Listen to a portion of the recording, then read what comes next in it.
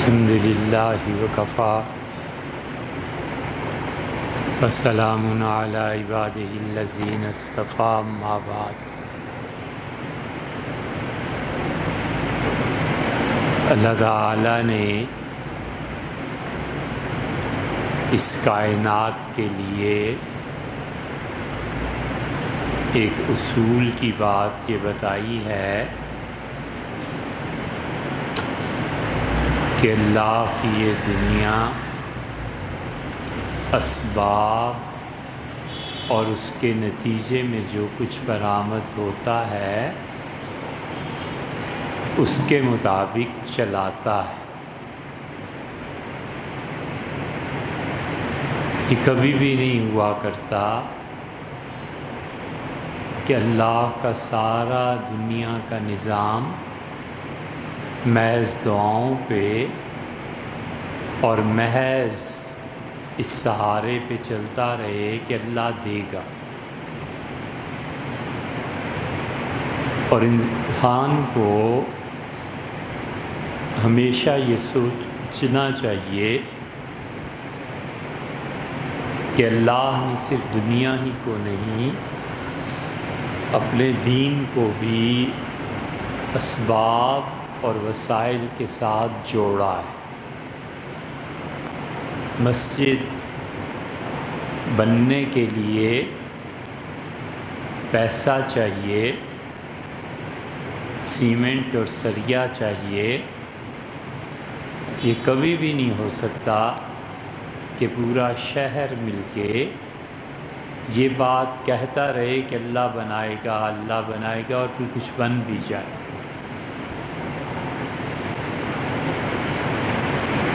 یہ جو فکر پیدا ہوتی ہے کہ اسباب اور وسائل کے بغیر بھی اللہ یہ سب کچھ کر دے گا، تو یہ بڑا خطرناک دعویٰ ہے۔ یہ گویا اس بات کا دعویٰ ہے کہ اللہ میں تیرا اتنا نیک بندہ ہو گیا ہوں کہ تو خود ہی اسباب اور وسائل کو لیا، اور اے پروردگار میں تیرا ایسا دوست بن گیا ہوں کہ بغیر اسباب کے نتائج مرتب ہوں، اور لوگ کچھ عرصے کے بعد کہنے لگیں کہ حضرت صاحب یہ اللہ کی طرف سے آپ کی کرامت ہے۔ یہ کرامت کی طلب کرنا اور اپنے متعلق یہ تصور کر لینا کہ میں صاحب کرامت اللہ کے دوستوں میں سے ہوں، یہ وہ بیماری ہے جو یہودیوں کو چمٹ گئی تھی، اور یہودی اس مرض میں اتنا مبتلا ہوئے، یہودی اس مرض کا اتنا شکار ہوئے کہ اللہ کو اس کے بعد جو کتاب اس نے نازل فرمائی ہے، یہ خدا کی کتاب قرآن، اس میں کہنا پڑا کہ تم کچھ نہیں ہو، بل انتم بشر ممن خلق، تم محض ایک انسان ہو جسے اللہ نے تخلیق کیا۔ وہ اسی چکر میں لگے ہوئے تھے کہ اسباب اور وسائل کچھ نہیں، بس اللہ کر دے گا۔ بھئی اللہ کہاں سے کر دے گا؟ اللہ تعالیٰ کیوں کر دے گا؟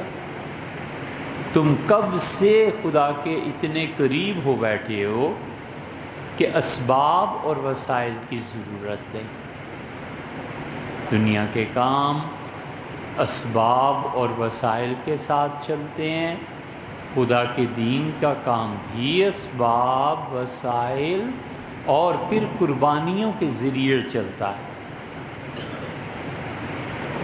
اور قربانیاں بھی وہ جو ضرورت کے تحت ہوتی ہیں اور بہت شدید ضرورت کے تحت ہوتی ہیں۔ قربانی یہ ہے کہ اس وقت گھر میں بچے بیمار پڑے ہوئے ہیں، اب قربانی یہ ہے کہ انسان سارے کام اپنے چھوڑ کے فرائض اپنے کو دیکھے اور اپنے بچوں کے لیے دوا دارو کا بندوبست کرے، یہ سب سے بڑی قرب کی اللہ کی راہ ہے جو اسے ملے گی۔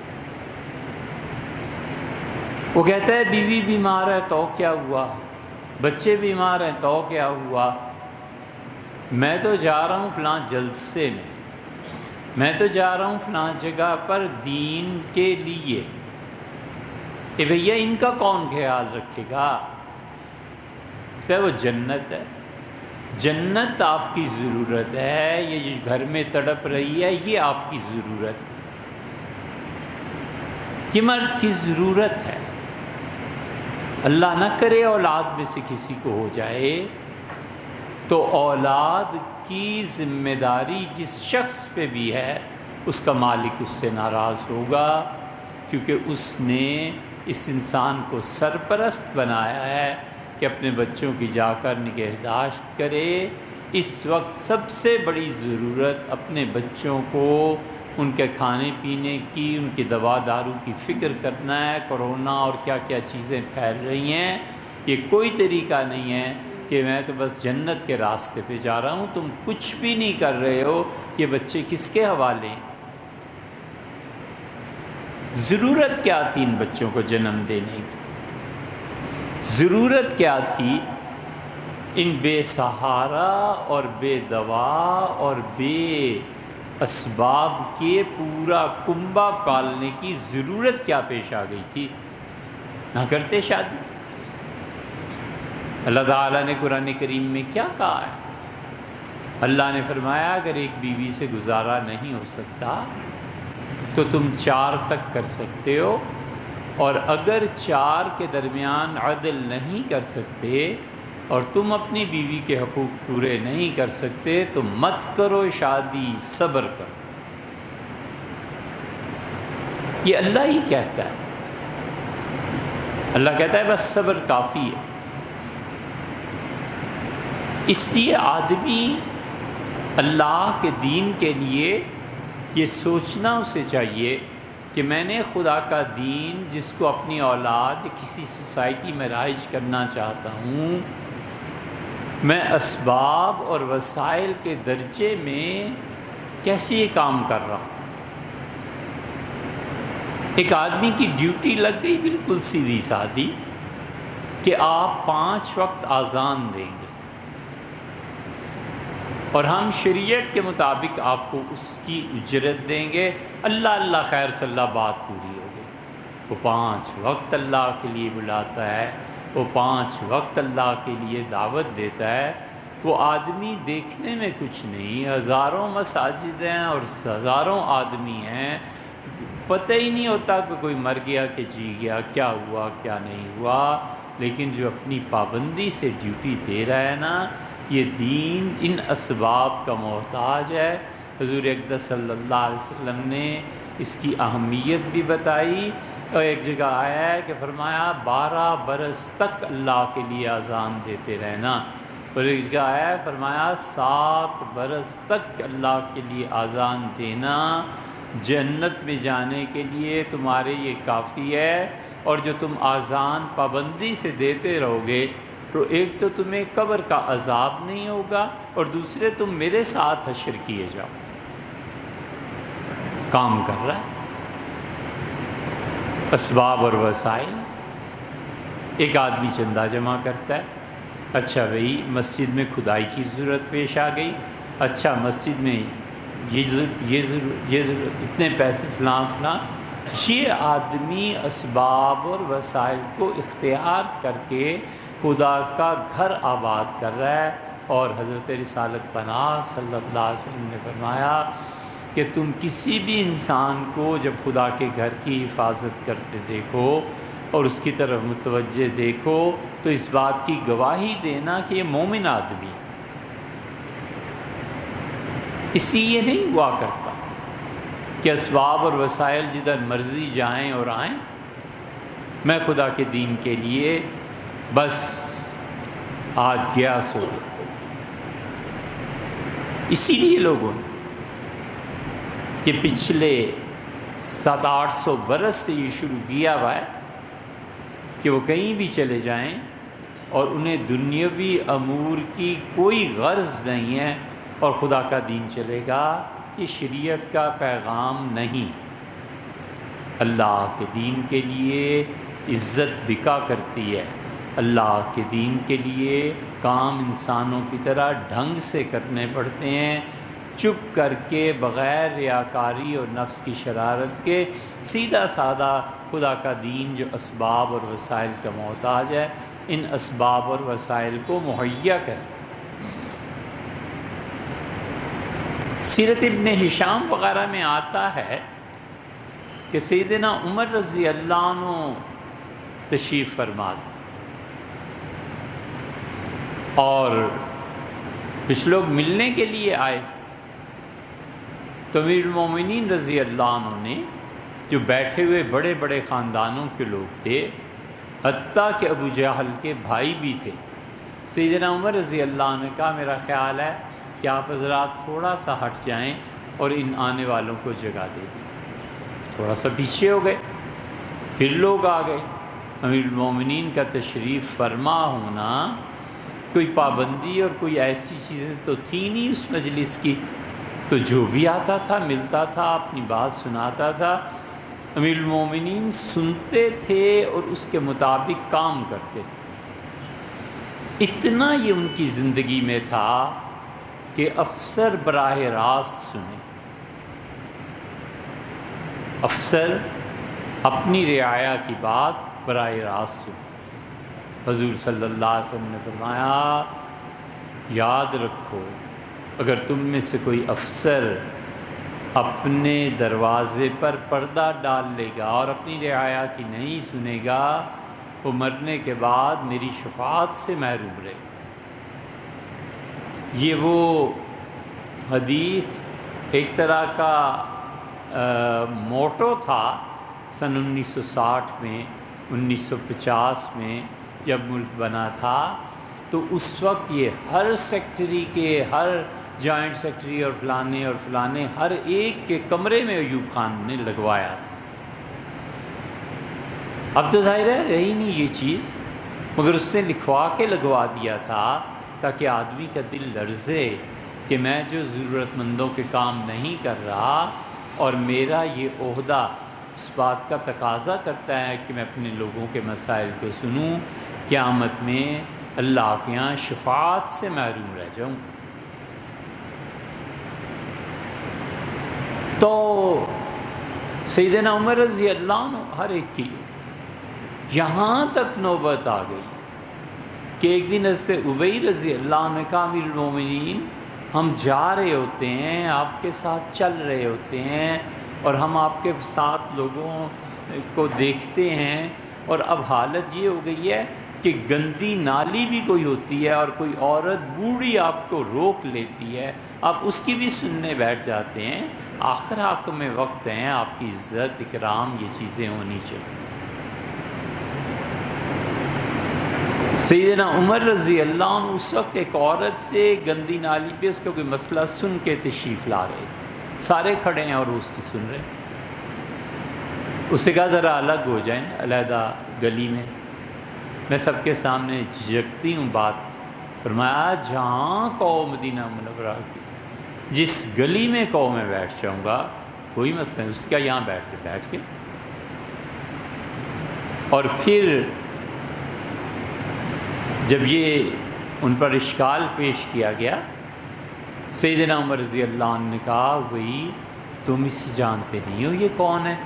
یاد رکھو ایک مرتبہ اس کو کوئی ضرورت پیش آ گئی تھی اور رسول اللہ صلی اللہ علیہ وسلم گھر میں لیٹے ہوئے تھے اور سر پہ اپنی اہلیہ سے تیل کی مالش کروا رہے تھے، اور انہوں نے کہا کہ بعد میں سن لوں گا۔ اللہ نے وحی نازل کر دی کہ قد سمع اللہ قول التی تجادلک، اللہ نے اس عورت کی آواز سن لی جو آپ سے آپ کے فرائض منصبی کا تقاضا کر رہی ہے کہ عمر میری بات سنو پہلے۔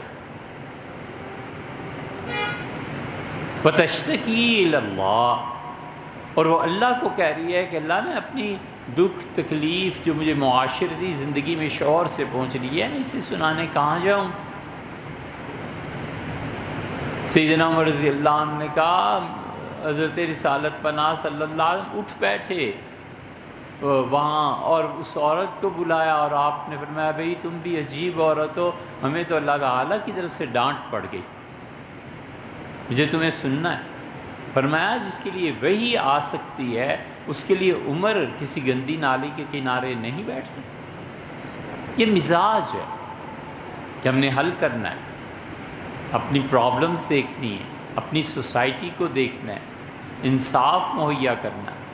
تو سیدنا عمر رضی اللہ عنہ کا یہ اصول تھا، تو وہ اور لوگ آگے فرمایا ان کی ضرورت ہے آپ پیچھے ہٹ جائیں، اور پیچھے اور پیچھے، حتیٰ کہ تھوڑی دیر کے بعد یہ ابو جہل کا بھائی اور بڑے بڑے اکابر صحابہ کرام رضی اللہ عنہم جو بعد میں بہت بڑے آدمی ہو گئے تھے، وہ اٹھ کھڑے ہوئے اور انہوں نے کہا اللہ کی قسم آج تو امیر المومنین نے ذلیل کر دیا۔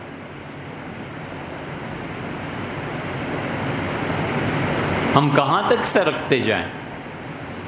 دیکھو ہم بالکل کنارے پر پہنچ گئے، اب اگر کہا نا کہ پیچھے ہٹ جاؤ تو پھر مسجد سے نکلنا پڑے گا۔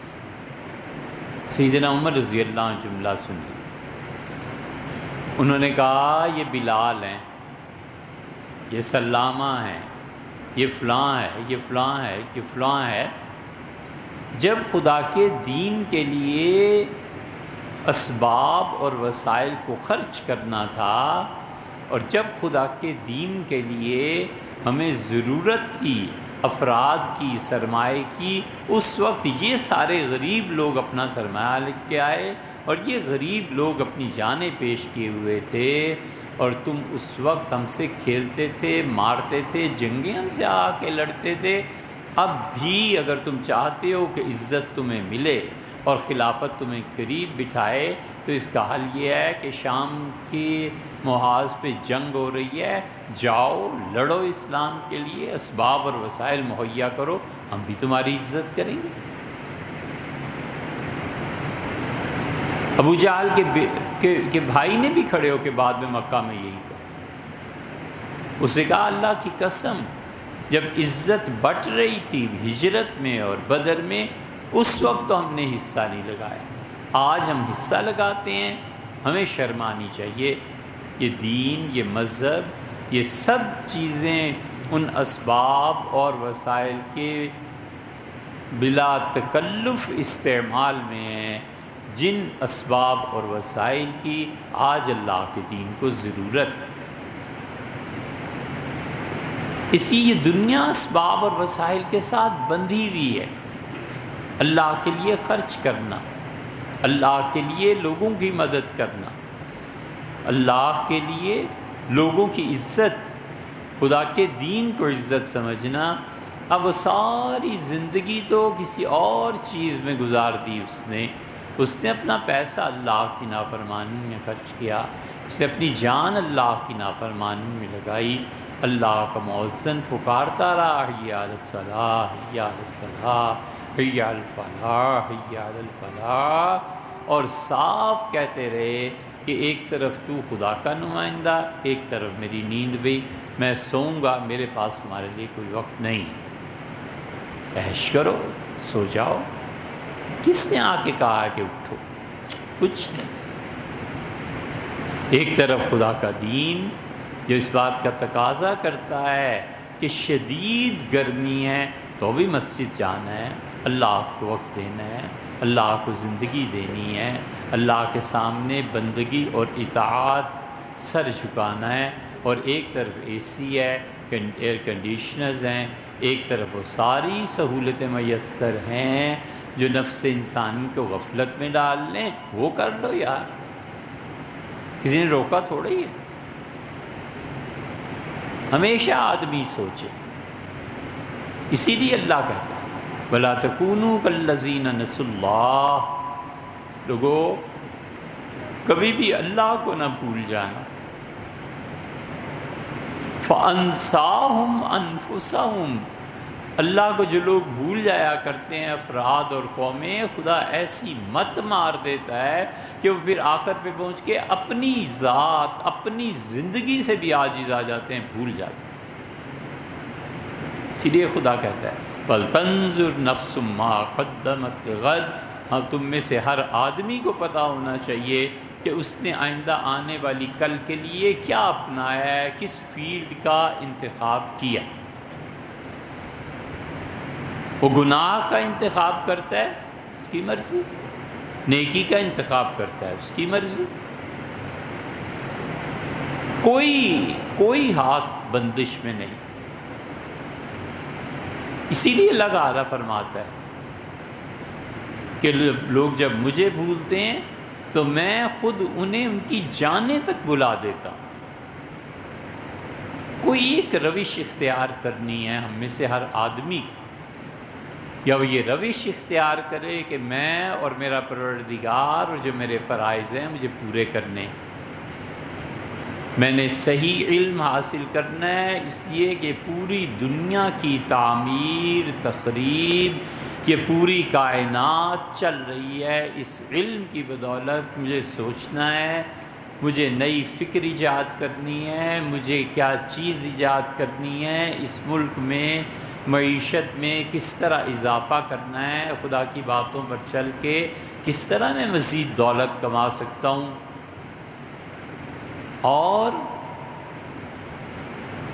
دل ہے ایک ٹکڑا، یہ میرا دل دماغ کے ساتھ وابستہ نہیں ہے کہ میں نے 24 گھنٹے بیٹھ کے اب ریسرچ ہی کرنی ہے، میرا دل میرے مالک کے ساتھ وابستہ ہے، میں نے اپنے دل کی ماننی ہے جب اللہ کی محبت کا تقاضا آتا ہے، دل کی ماننی ہے جب میرا دل کسی محبوب کو چاہتا ہے، تو میرے سب سے بڑے محبوب اور آقا حضرت رسالت مآب صلی اللہ علیہ وسلم میں اپنی زندگی کو ان جیسا بناؤں گا، یہ اس کا انتخاب ہے۔ اور اس کے مقابلے میں دل کی محبت اللہ کی بجائے غیروں کے ساتھ ہے، اس مقابلے میں دماغ وہ جتنے مزے لوٹنا چاہتا ہے وہ اس سائنس اور ٹیکنالوجی سے مزے لیتا ہے جس کا نہ دنیا سے تعلق ہے نہ دین سے تعلق ہے۔ اللہ نے کہا نمد ہؤلاء وہؤلاء، ہم ہر ایک کو کھلی چھٹی دیے ہوئے ہیں، تم کفر تک کر لو ہم تمہیں نہیں روکیں گے، اور تم اللہ کے دین کی پوری بھیٹ چڑھا دو، کوئی نہیں روکتا۔ اللہ نے فرمایا ہم نے ہر ایک کو آزادی دی ہے، چاہے تو میرا اور میرے راستے کا انتخاب کر لے، چاہے تو اپنے نفس کی پرستش کر لے۔ وما کان طاع ربک معذورا، تیرے پروردگار نے کسی پہ کوئی پابندی نہیں لگا دی، کرے یہ کام۔ عیاشیاں ہیں، حرام کا پیسہ ہے، لوگوں کو دیر تک لائنوں میں کھڑا رہنا ہے، لوگوں کے بینکنگ کے اوقات ایسے رکھنے ہیں کہ روزہ رکھ کے بھی غریب حال تباہ اور برباد ہو جائے۔ یہ سارے کرتوت کرنے کے ہی ہیں نا، لیکن یہ سوچ پھر نہیں ہونی چاہیے کہ کوئی مجھے بلائے گا اور پوچھے گا بھی کل۔ ڈٹ جائے،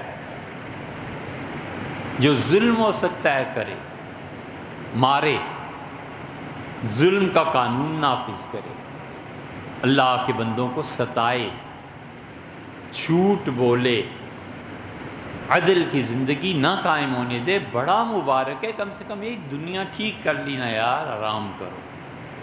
یہ تو اب 60-70 سال کے بعد جب اس کی جان لینے آئیں گے فرشتے، اور فرشتے ماریں گے تھپڑ اور کہیں گے فیما کنتا، سرکار زندگی کہاں گزاری ہے، اٹھو جواب دو، اب بولو۔ اچھی زندگی گزاری، حرام کا جتنا پیسہ ملا خوب وغیرہ وغیرہ ہم سب جانتے ہیں۔ اس لیے ہمیں فیصلہ کرنا چاہیے کہ یا میں یہ کر لوں یا یہ کر لوں۔ میں یہ نہیں کر سکتا کہ اللہ کی اس دھرتی پہ کوئی انصاف کا نظام نہ قائم رہے، اللہ کی اس دھرتی پہ ہم سب مل کر زور لگائیں اور سود کا نظام چلے، غریبوں کے پیسے بینکوں میں آئیں، ہم جبراً بینکوں میں لے کے اس کے بعد سرمایہ داری اور اس کے بعد سود کو اپنا لیں، اور ہمیں مطمئن رہیں کہ ہماری زندگی کی یہ روش، ہمارے یہ لچھن ہمارے پروردگار کو راضی کر۔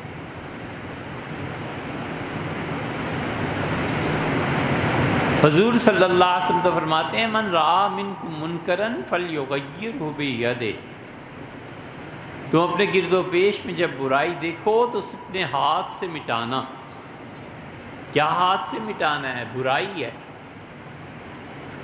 بینک میں آفیسر کے پاس فون، یار میں باہر لائن میں کھڑا ہوں کچھ کرو، وہ جو تم سے آگے 50 کھڑے ہیں وہ خدا کی مخلوق نہیں ہے؟ کیوں آخر کس حق کی بنیاد پر کہا جائے دوست یار ٹھہرو میں 5 منٹ میں تمہیں فون کر کے بلاتا ہوں، پچھلے دروازے پہ آ جاؤ؟ کوئی اس دنیا میں اللہ کو جواب نہیں دے۔ سوچنا چاہیے ہم سب کو کہ ہم جتنے طریقے معاشرے میں ظلم کے دیکھتے ہیں ہم رائج کرتے ہیں۔ میں کیوں سے نہیں کہہ سکتا کہ بھیا میں تمہارا دوست یار جگر سر کوئی مسئلہ نہیں، لیکن یہ جو صبح سے کھڑی ہوئی ہیں نا عورتیں اور بچے، ان کا حق پہلا بنتا ہے۔ مجھے بہرحال اللہ کے یہاں اس کی ذمہ داری کا احساس کرنا۔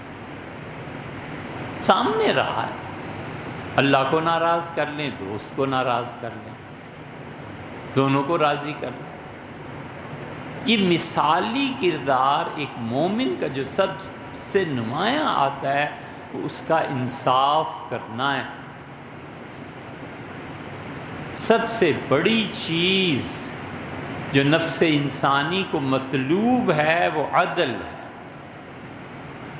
اللہ نے کہا ہے کہ ہم نے انبیاء علیہ السلام کو لوگوں عدل کے لیے بھیجا، انصاف کے لیے۔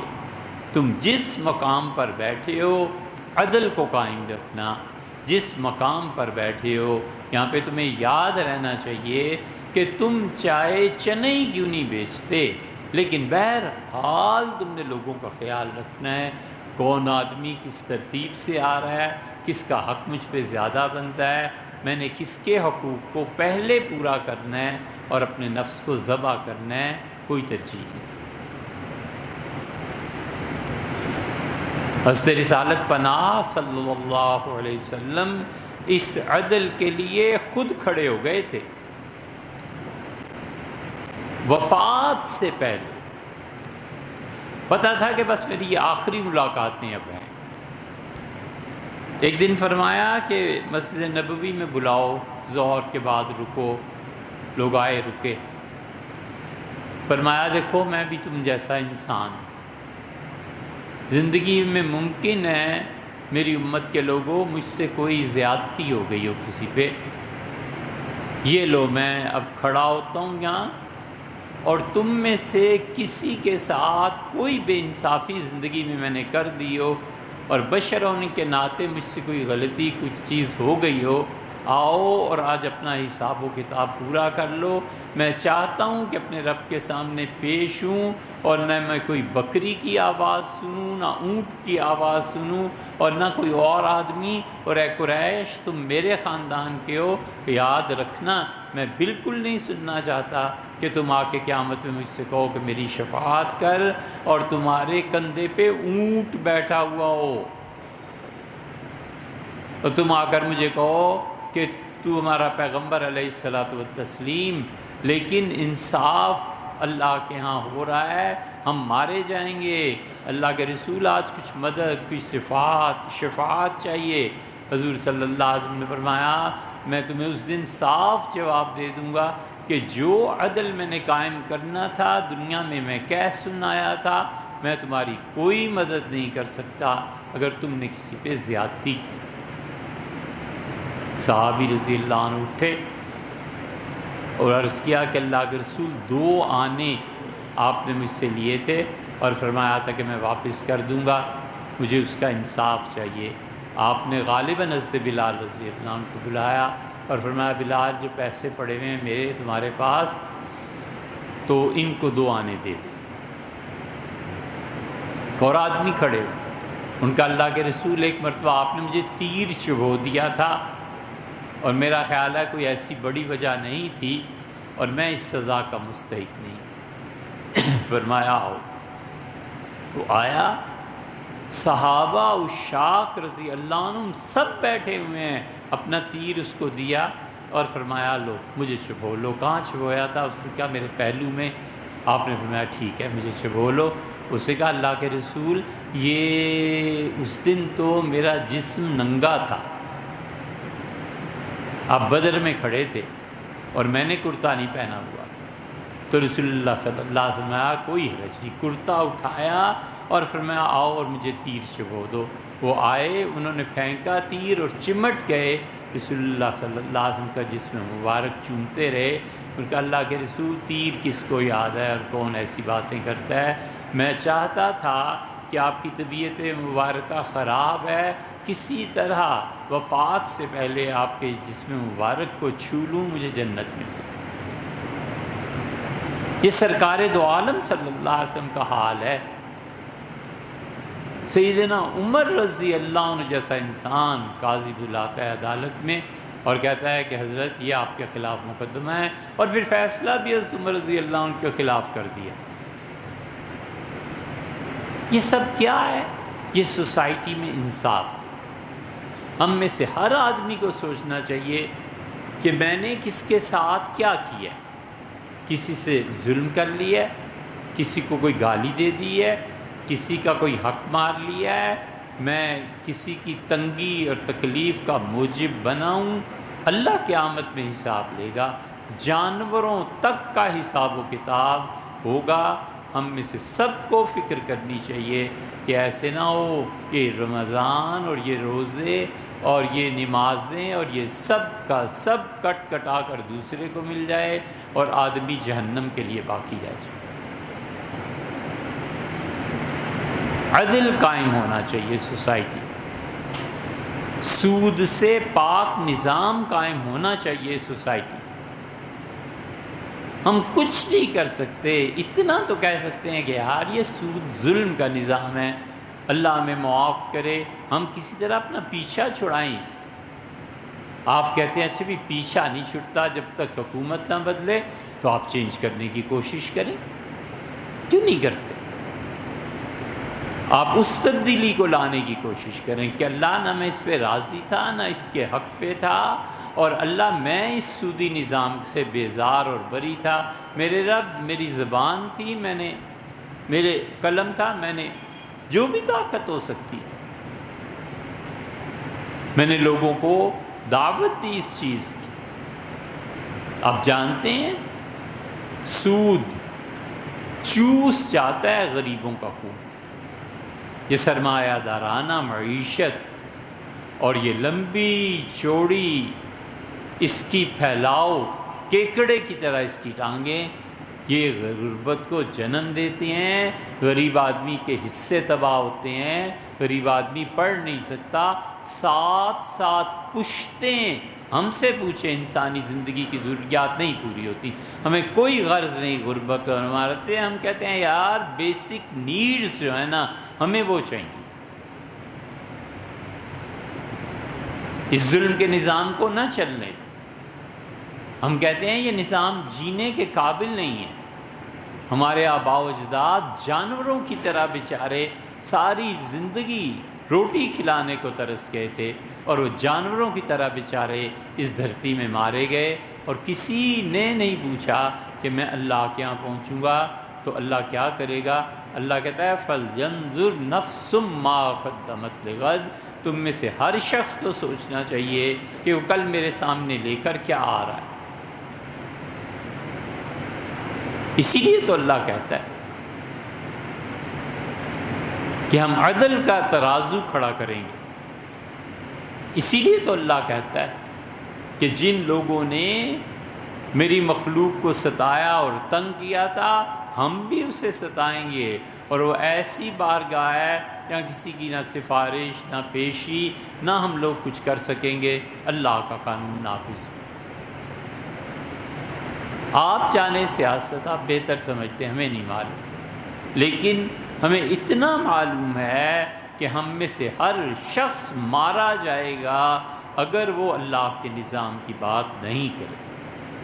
ہر شخص پکڑا جائے گا اور خدا پوچھے گا کہ یہ تمہارے نظام تعلیم تھے جہاں وہ دماغ گھڑے جاتے تھے کہ تم لوگ میری نافرمانی کرو، یہ تم اپنے بچوں کو اس نظام تعلیم میں بھیجے ہوئے تھے جس نظام تعلیم نے تمہیں تباہ کیا، تمہاری اولادوں کو تباہ کیا۔ یہ تم کرتے کہاں کیا رہے اور زندگی کس حال میں گزارے؟ یہ ہم میں سے ہر ایک کو سوچنا چاہیے کہ ہم سود کے نظام کے خلاف بات تو کریں نا یار، کہ نہ کرو نہ کرو۔ یہ بچے اور بچیاں سارا دین تو چھوڑ انسانیت اور شرافت کھو بیٹھے ہیں اس نظام تعلیم سے، اور جو کچھ ہو رہا ہے ہم سب کو سوچنا چاہیے کہ میری آخرت کس طرح بچ سکتی ہے۔ اللہ نے کہا ہے وَلْيَنظُرْ نَفْسٌ مَّا قَدَّمَتْ لِغَدٍ، ہر آدمی کو سوچ لینا چاہیے کہ ہمارے پاس کیا لے کے آ رہا ہے۔